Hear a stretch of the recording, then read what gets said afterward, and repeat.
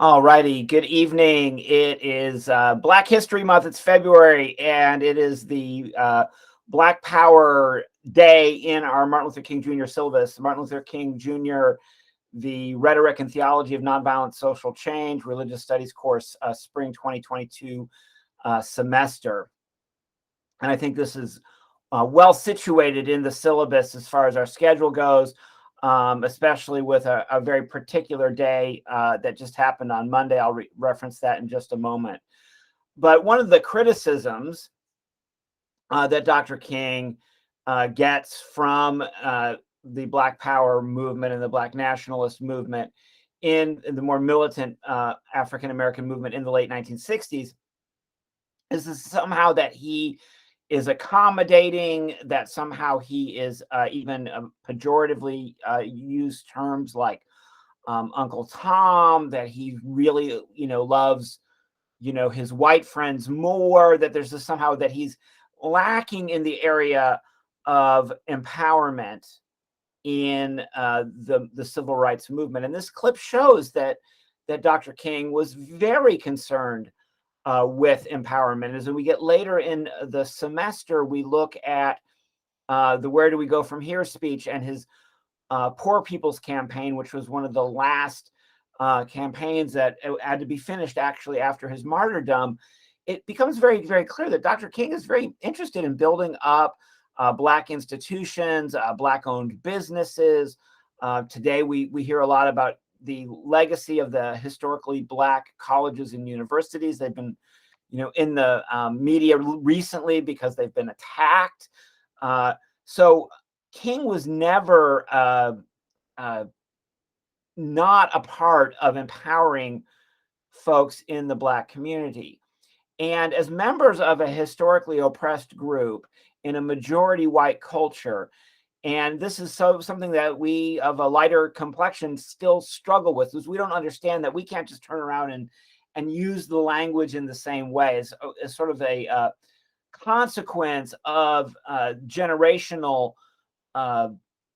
problems associated with white supremacy and white racism.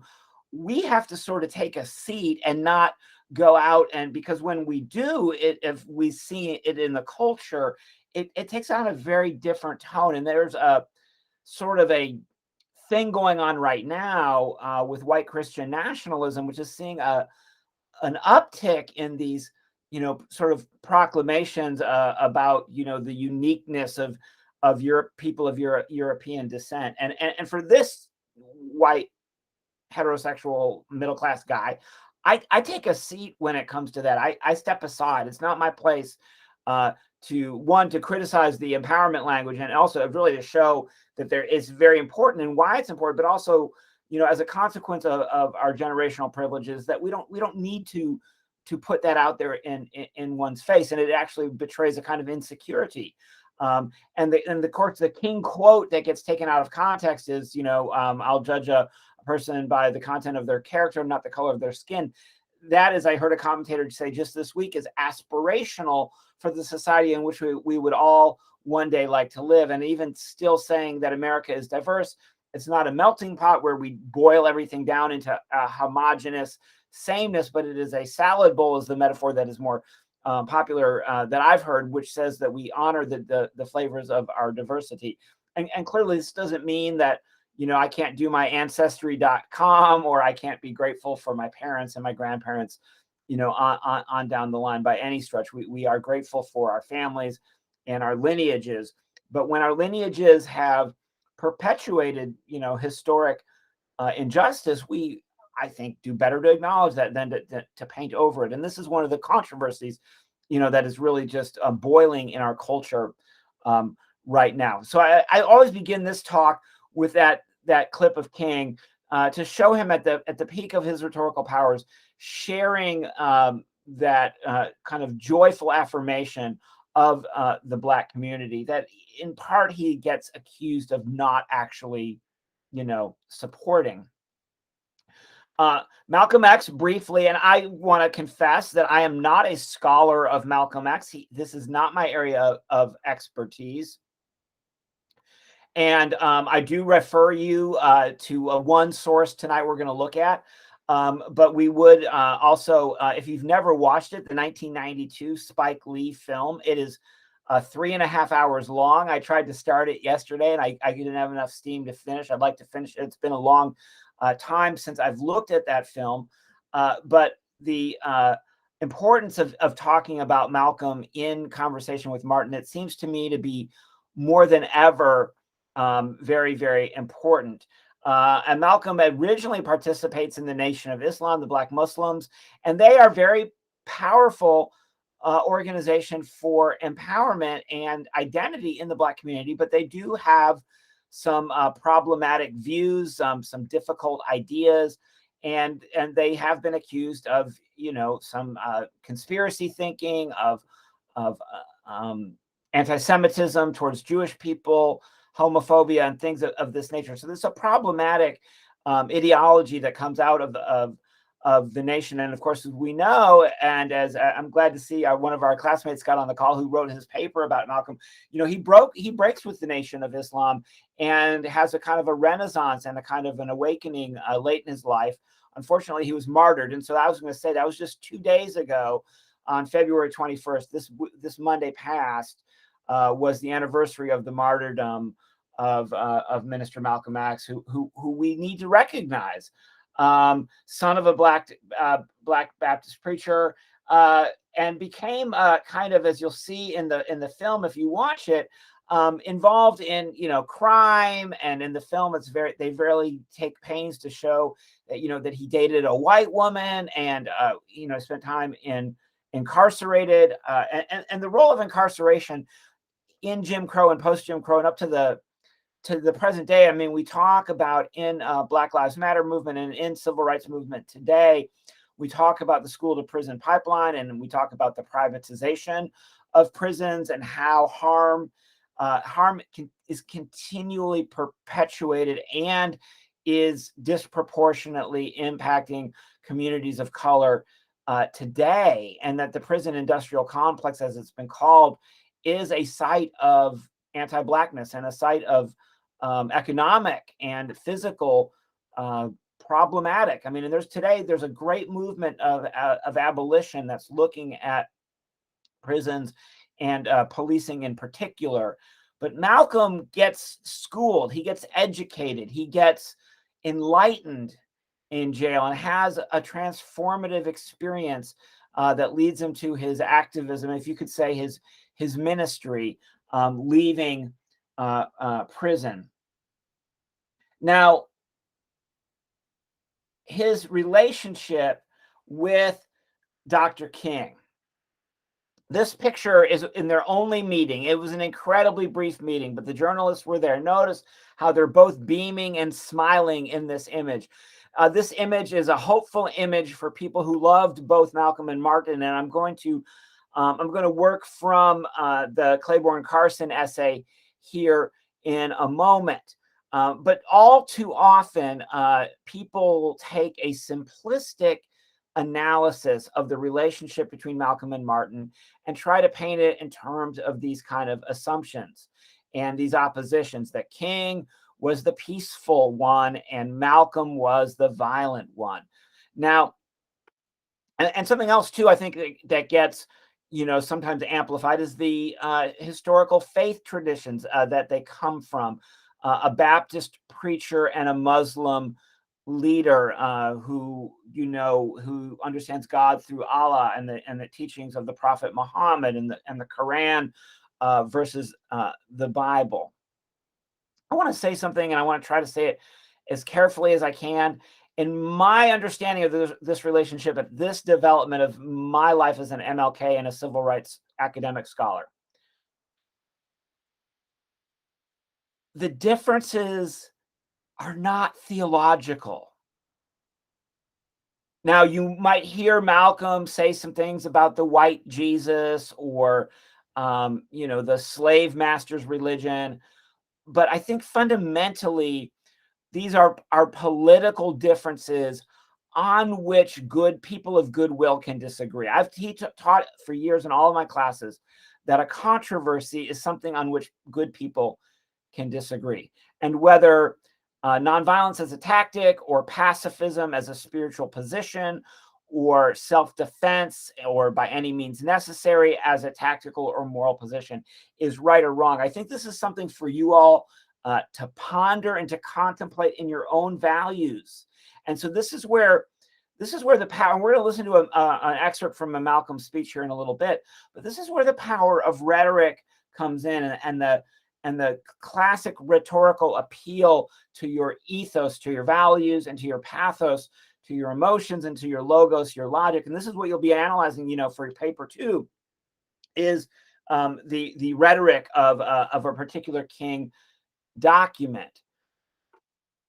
But in the dynamic tension that we see between MLK and Malcolm is the ability of a successful orator to be persuasive in convincing their audiences as to the efficacy, meaning the effectiveness and the morality and the truth of one method of empowerment and resistance versus another. We've now, I think, can agree that Martin believed in Black empowerment. He was not any less pro-Black than Malcolm.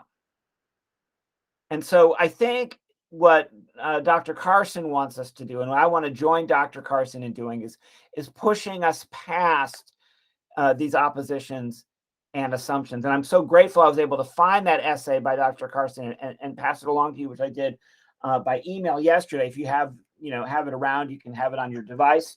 But also I want to bring your attention to the chapter on Malcolm that Dr. Carson made a great point of including in the book.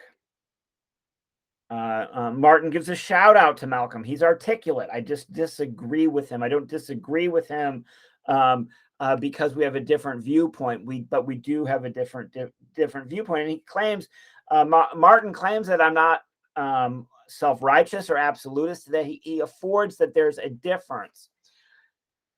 Is this thing about nonviolence? I remember, I don't throw stuff away very easily. I'm a bit of a pack rat, and I was going through a folder, and I wish I could have put my hand on it today. I would have read it to you. I did a paper. I think you'll appreciate this, Mason. I did a paper in high school comparing Martin Luther King Jr. to Stokely Carmichael in high school. And I was very passionate about my adherence to a nonviolence. And I'm a believer in nonviolence. And I think I'm a sort of a pacifist. I'm a bad pacifist because I might let somebody else defend me. But I personally don't take up arms. I personally don't hit back, in a fight. And I would lose the fight either way, So I have to fight with my words and my heart. And, I have to use my courage in other ways than physical violence. I'm not adept at fighting, and I don't own a firearm. But I wrote this passionate plea for nonviolence in this essay. And my teacher, I was in a mixed, integrated high school in suburban Detroit. We had lots of African-American students and some African-American teachers at my school. But my it was American government or American history teacher was white. And she said I wasn't being fair to Stokely Carmichael in my paper, that I didn't really see both sides, that my paper was too biased toward nonviolence. And so even as I look at the King material here, I want to be very diligently fair here, that a vast number of Black leaders and Black folk in this time period of the 60s adopted a sympathy for Malcolm and for the Black Panthers, who we'll be looking at. So I've got two film clips I'll show you after this brief portion of lecture. And I even reading my father's remarks, and then thinking about Thomas Merton, who was a Catholic mystic monk who lived in Kentucky. I had a tape listening to him talking about Malcolm and Martin. And it was very, very clear to me that a lot of people felt that Martin had kind of boxed himself in, that he had kind of trapped himself by being, this peaceful Moses, by being this Gandhi figure, and also by trying to build bridges between the white and Black community. It was almost like, for some of his critics at the time, or maybe people just realistically acknowledging his shortcomings, it was almost like the dream was too big, and so when Malcolm talks about, a Black nation, I think perhaps there's an element of realism here. of hard realism, that this is that maybe this would be more achievable than the more utopian idea of the beloved community that Martin would want. And I'll allude to this question of separatism in a little bit, because it's very problematic for me as a white person to even entertain the idea of separatism. And I'll get to that when I look at Carson's essay with you all in a minute. But just if you haven't, take a moment to look at that, not now necessarily, but take a moment to look at the chapter that is on Malcolm. It fits with the movie scene from Selma, and very, very clearly it's personal for Martin. He talks about being egged by a group of Black nationalists. He talks about being called an Uncle Tom. He feels that he has been insulted, personally insulted, and that he's been misunderstood, that the Black militants didn't necessarily understand him. And King would have thought of himself as a militant. King would have said that he was in an army of the Lord, a soldier in the army of the Lord, but his army was peaceful. But King was not afraid to use vigorous, soldier or army language. He believed in fighting. King was a fighter. He just believed in fighting peacefully. He believed that Malcolm's view would be unsuccessful, that it would fail, that it would lead the Black Americans to a suicidal type situation. And that's the same view he would have with the other militants, is that he believed that his path was more realistic, and that Black militancy of the violent stripe would ultimately result in bringing down the might and the wrath of the police on and the might and the wrath of the Black community. Looking at the overblown, in my opinion, overblown reaction of certain segments of America to the civil rights uprising of the summer of 2020 after the murder of George Floyd and the murders of Breonna Taylor and Ahmaud Arbery, I think there is some payback, maybe disproportionate considering the systemic injustices at stake here, but that there might be some blowback on sort of the audacity of some of the uprisings in 2020 and some of the pushback and the backlash that we're seeing today of racists, white racists, kind of doubling down on their views. He notes in this chapter here the visit with Coretta, and he grieves Malcolm's assassination, and he grieves the loss of all great Black leaders. And fundamentally, King says, I believe that violence is impractical. Nonviolence will achieve the reign of justice and love in our society, and that hatred and violence must cast into the unending limbo if we are to survive. This is an unfinished chapter in our human experience class. We can't even begin to say that we've come close to resolving this. In fact, as we've been learning these last couple of weeks, I would say some of these issues are amplified, and they apply far too pertinently to your own experiences today. So I will, as I always do, leave some time today to entertain some comments. I think I'll set aside a moment of comments before we get into the films. And as always, you're welcome, during the films, or as you need to leave your camera and come back. So we'll push it all the way till 9 o'clock. I'm afraid it'll be all the way there. And so I think it's really admirable in his essay that Dr. Carson tries to take a both and approach. And I'm just going to look at a couple of my notes here and bring out just a couple of key points that I'm taking from Clay Carson's essay from 2005, The Unfinished Dialogue of King and Malcolm X. And I think he's saying, what if they had lived? What kind of friends would they have been? And I think it's just such a beautiful thing.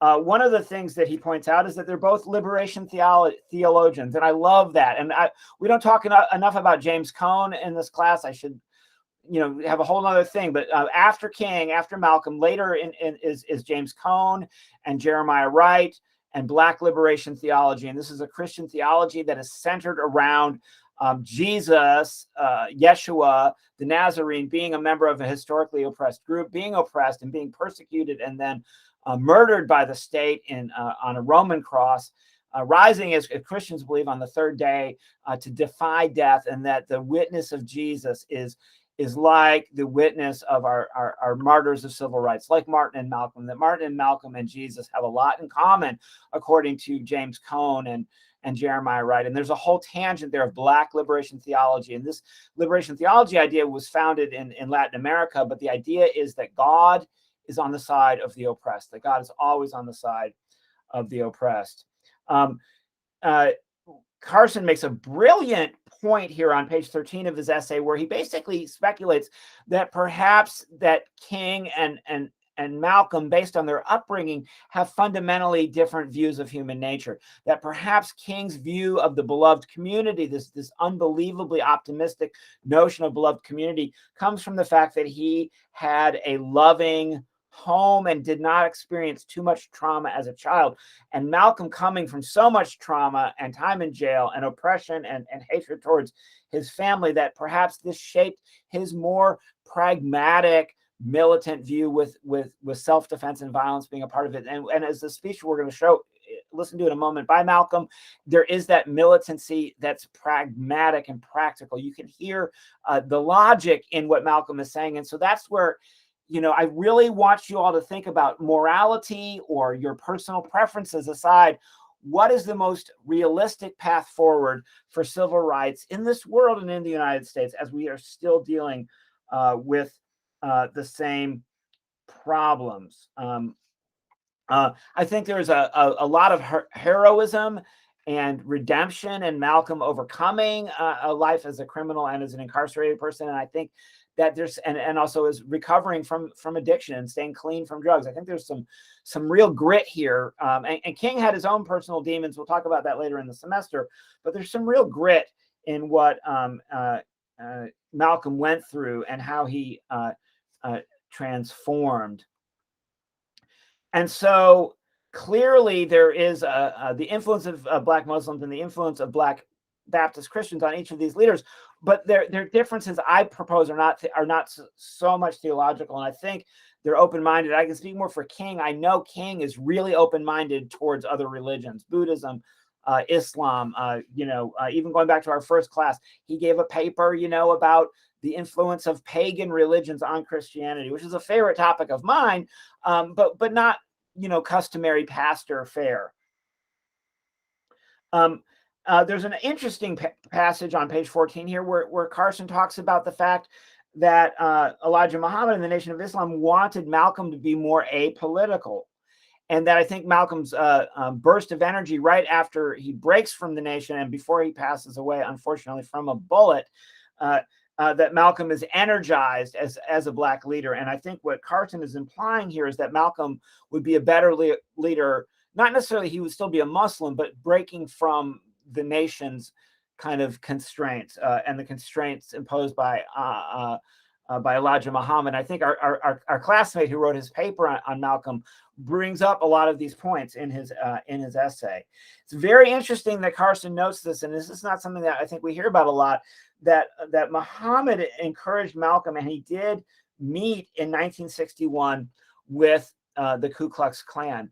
Here's a paradoxical problem with nationalism, and even what I've heard called by some of the white supremacist groups in the United States today, ethno-nationalism, and this idea that we could carve up the United States into these ethno-states. There is a portion of Black nationalism that seems compatible, based on what we're reading here, with white nationalism, and essentially would see the Klan and their ilk working hand in hand with nationalist groups to form these separate nations.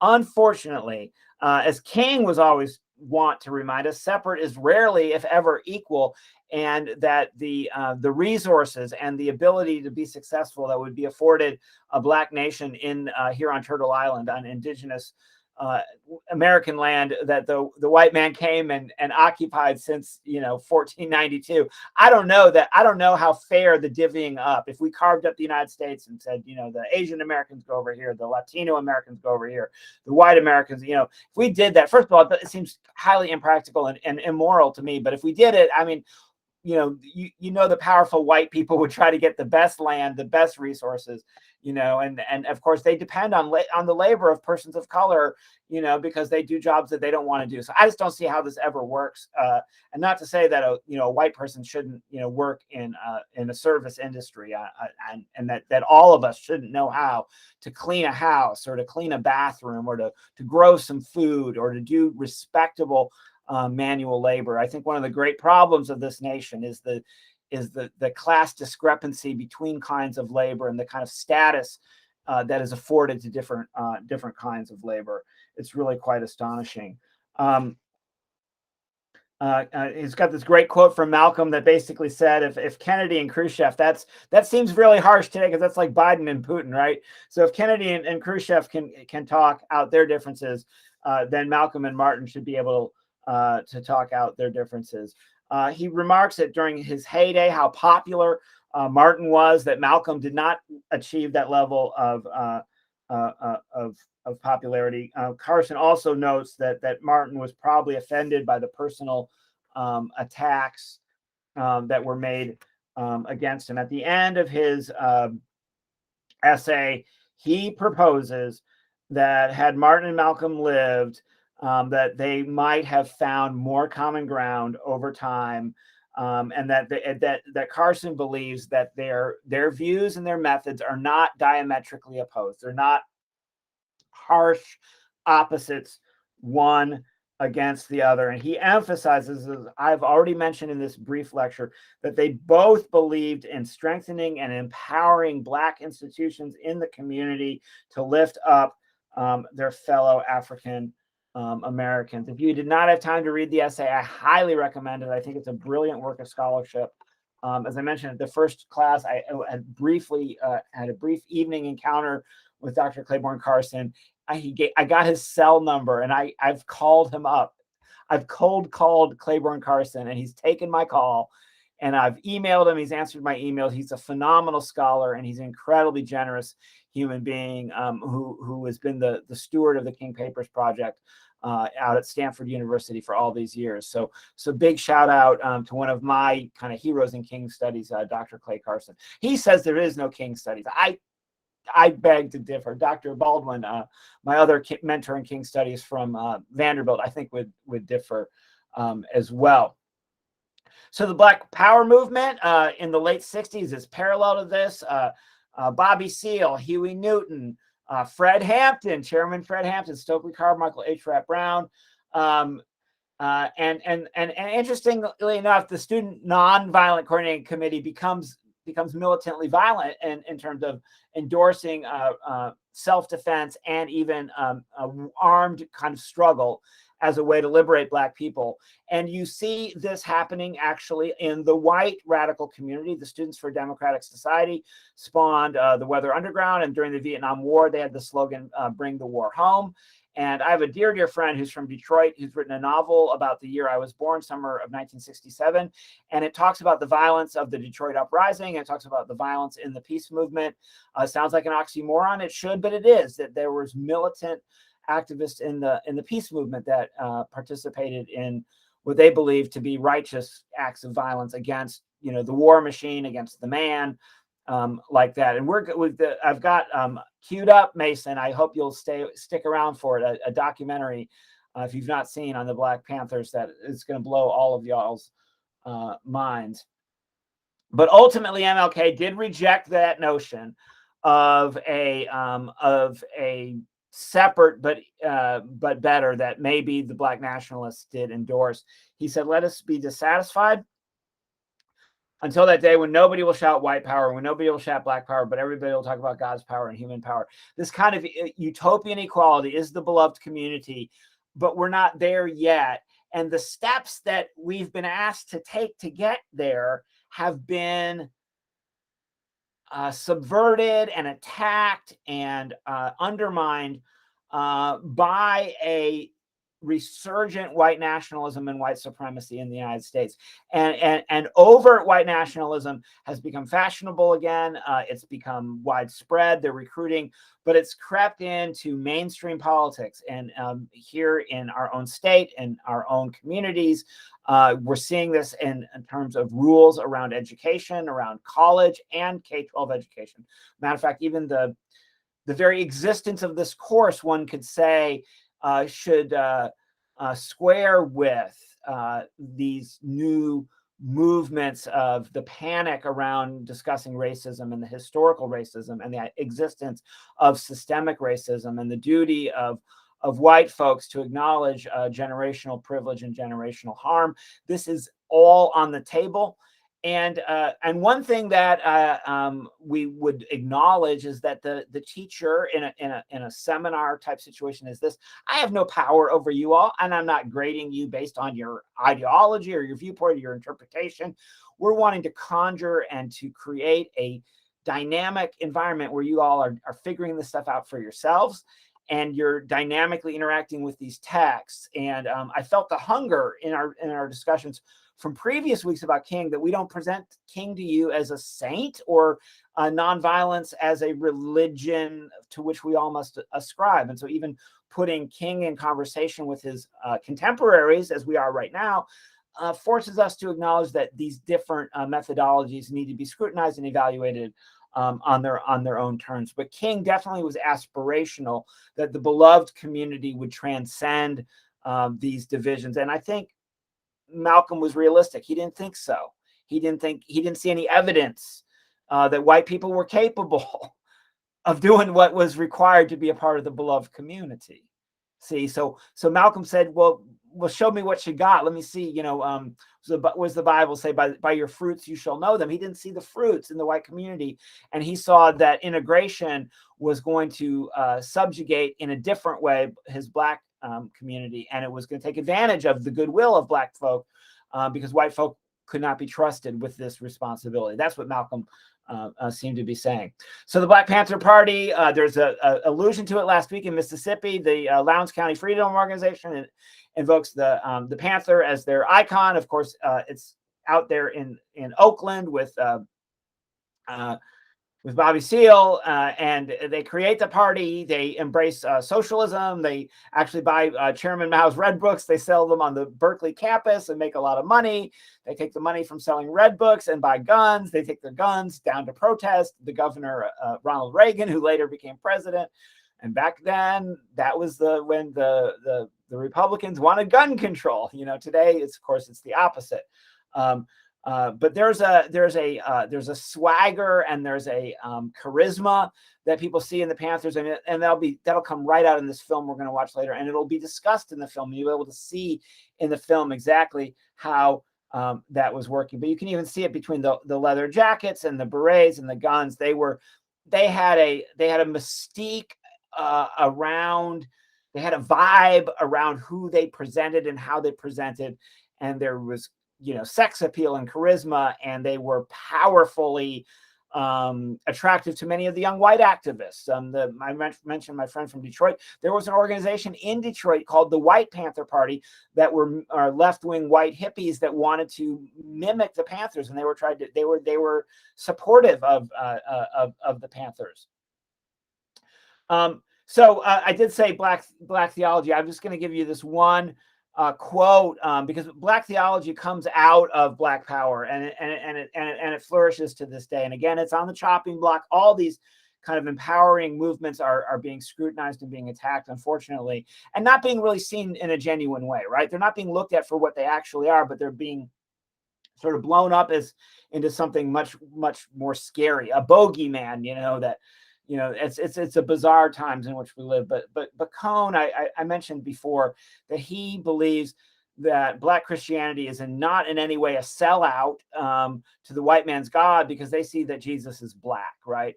And this is how they do. Cone says the cross can heal and hurt. It can be empowering and liberating, but also enslaving and oppressive.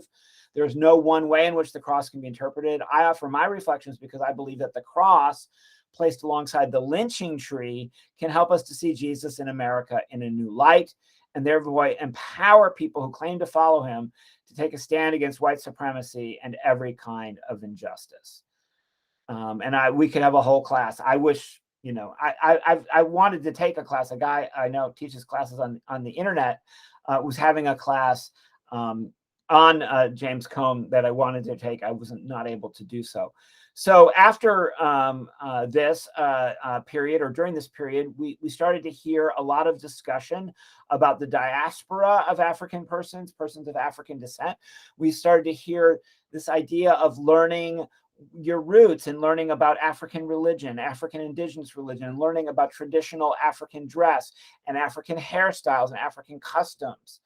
And there becomes this cultural pride in the Black community that really takes off, and it becomes a learning experience for all of us, especially in February, but not just in February by any means, to see how important this was for people who, especially African Americans who are descended from slaves. We have Africans in America who've come from Africa since emancipation and are have a different experience, but are still members of the diaspora.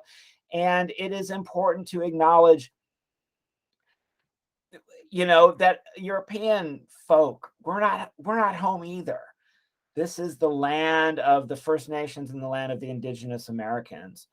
I was watching a film. I'm obsessed with the 60s, and this part one of the reasons I love teaching this class.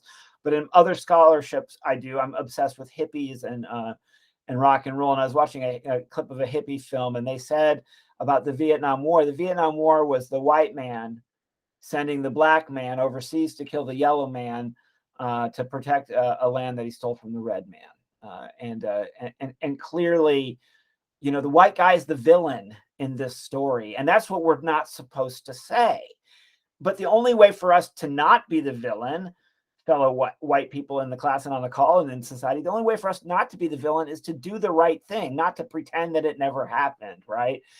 And so we do the right thing by being involved in solidarity work, which for me, teaching this class is just one aspect of the anti-racist solidarity work that I want to do. And it's a privilege and an honor to teach it. And there's things that I don't know. There's things that I get to learn from you all, from your experiences. We've got, white and Black students in this class, and we get to teach each other and learn from each other based on our own experiences. So that's my kind of introduction to this week's unit on Black Power. And I'm really grateful for you guys all to be here tonight. And I'm going to stop the recording and